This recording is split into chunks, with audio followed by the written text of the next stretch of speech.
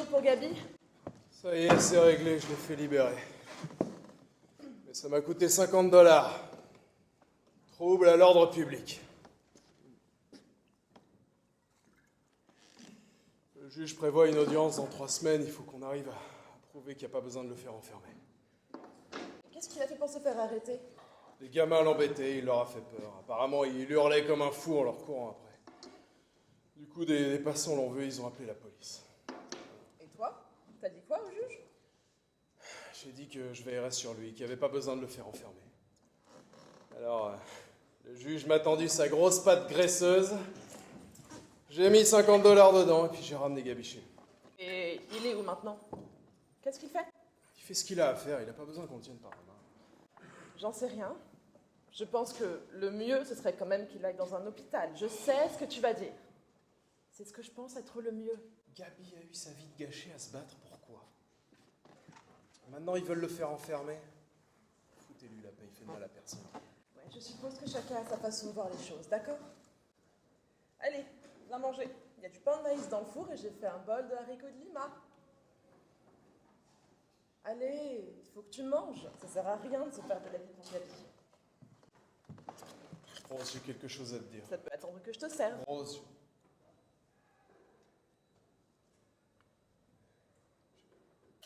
je sais pas comment te le dire.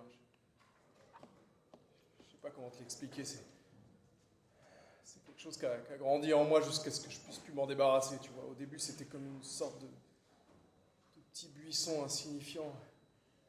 Et c'est vite devenu une forêt immense. Troy, de quoi tu Je parles? parle, Rose, laisse-moi parler. J'essaie de te dire.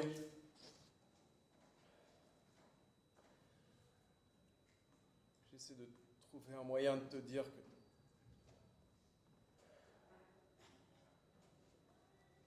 je vais être papa. Voilà. Je vais être le papa de quelqu'un.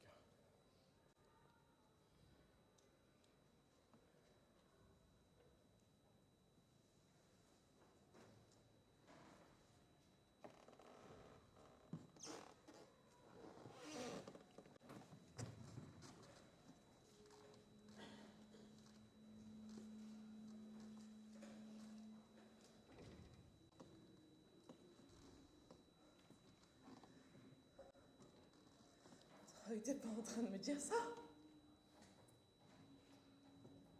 Tu vas être quoi? Tu vas être père, c'est ça que t'es en train de dire à ta femme? Hé, Rose! Il a fallu que j'attende 18 ans pour entendre un truc pareil! Hé, Rose, j'ai une fleur pour toi. Tiens, mais c'est une rose comme toi. Tiens, c'est pour toi. Hé, Troy, t'es pas fâché contre moi? Les méchants, ils sont venus, ils m'ont mis en prison. T'es pas fâché contre moi, hein? 18 ans, et tu viens me dire ça? Hé, regardez, j'ai une pièce toute neuve. Y a rien à dire pour ta défense, Troy, rien du tout! Hé, le monsieur qui me l'a donnée, il en a tout un paquet. Et je vais la garder jusqu'à ce qu'elle brille plus. Gabi, va dans l'autre pièce, j'ai de la pastèque dans le frigidaire et je te donnerai un morceau, d'accord? Hé, Rose, j'étais en train de chasser les chiens de l'enfer quand les méchants monsieur ils sont venus et m'ont mis en prison. Et Troy, il est allé à la police. Il leur a dit de me laisser partir, sinon il les tapait. Voilà, il a dit ça. D'accord, Gabi, va dans l'autre pièce. Les méchants sont partis maintenant. Hé, Rose, elle va me donner de la pastèque avec les rayures dessus.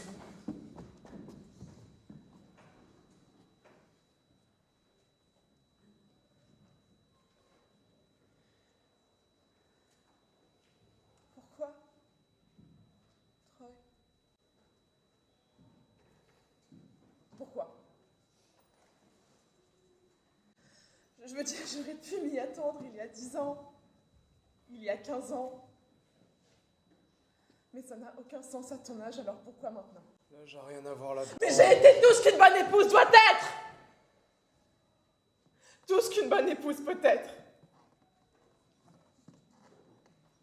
J'ai été mariée 18 ans et je dois t'entendre me dire que tu vois une autre femme et en plus que tu lui as fait un enfant. Et tu sais très bien que j'ai jamais voulu de demi quelque chose dans ma famille. Dans ma famille, il n'y avait que des demi.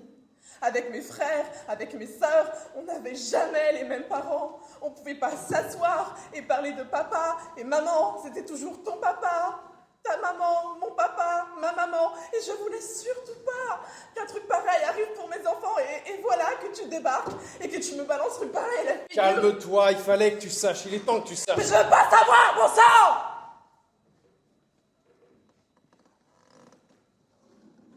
Écoute, c'est fait maintenant, je peux plus revenir en arrière.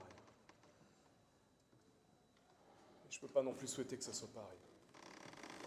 Et t'en as surtout pas envie. T'aimerais peut-être que mon fils et moi, on disparaisse. Non. C'est ça que tu veux. Mais ça n'arrivera pas. J'ai investi 18 ans de ma vie en toi. T'aurais dû rester là-haut dans mon lit, c'est là qu'est ta place. Écoute, nous deux, on doit pouvoir trouver un arrangement, nous deux, on en discute, on trouve une solution. Parce qu'il y a un nous, maintenant. Mais t'en faisais quoi de ce nous lorsque t'allais traîner avec cette maudite femme? Nous aurions dû trouver un arrangement avant que t'ailles faire n'importe quoi. Sauf que t'as toujours un train de retard lorsqu'il faut trouver un arrangement avec moi, Troy.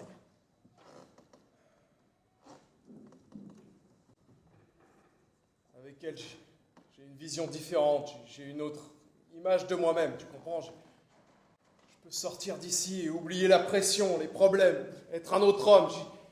J'ai plus à me demander comment je vais réparer le toit ou payer les factures. Je suis une partie de moi-même que je n'avais pas connue. Écoute, ce qu'il faut que tu me dises, ce que je veux savoir, c'est si tu prévois de continuer à la voir. Et c'est ça qu'il faut que tu me dises, Troy. Chez elle, je peux rire aux éclats, tu comprends ce que je veux te dire?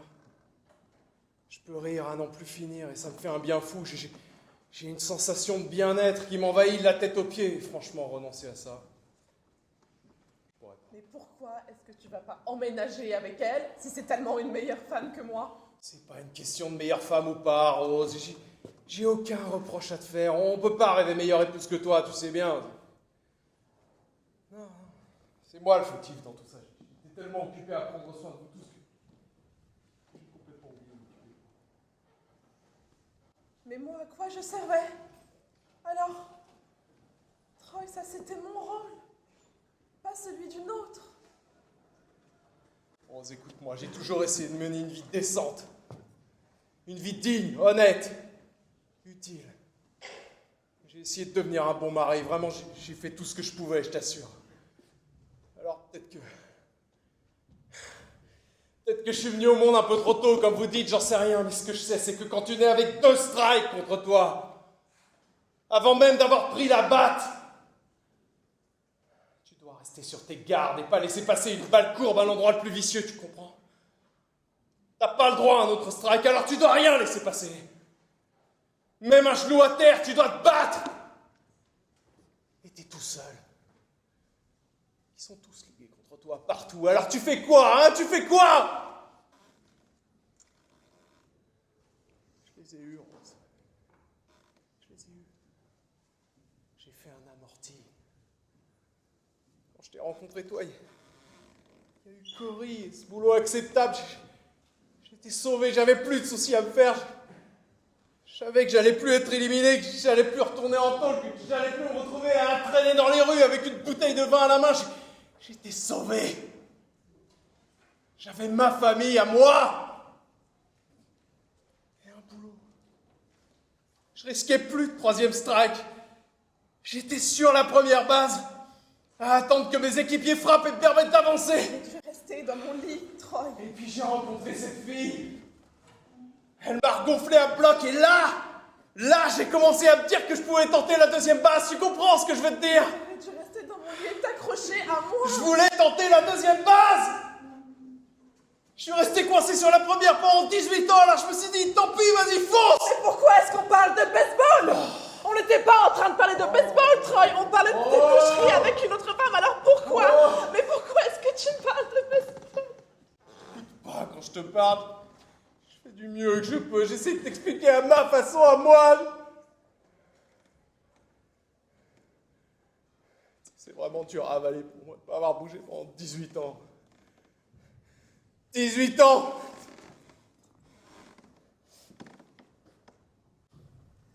Mais j'ai vécu ça avec toi, Troy. J'ai été mariée 18 ans et j'ai pas bougé non plus. Mais qu'est-ce que tu crois? Que j'ai jamais eu envie d'autre chose? Que j'ai jamais eu ni d'espoir, ni de rêve? Que j'ai jamais eu envie de m'allonger avec quelqu'un et que ce quelqu'un fasse rire et que je me sente bien? Et oublier mes responsabilités? Qu'est-ce que tu fais de ma vie, Troy? Qu'est-ce que tu fais de moi? T'es pas le seul à avoir des besoins et des désirs, Troy. Mais je suis restée avec toi. J'ai rassemblé mes besoins, mes désirs, mes rêves et mes sentiments et je les ai enfouis à l'intérieur de toi. J'ai planté une graine à l'intérieur de toi. Et je l'ai veillée en priant le ciel avec l'espoir de la voir fleurir. Et ça m'a pas pris 18 ans avant de réaliser que le sol était si dur et rocailleux que cette graine ne fleurirait jamais. Mais je suis restée.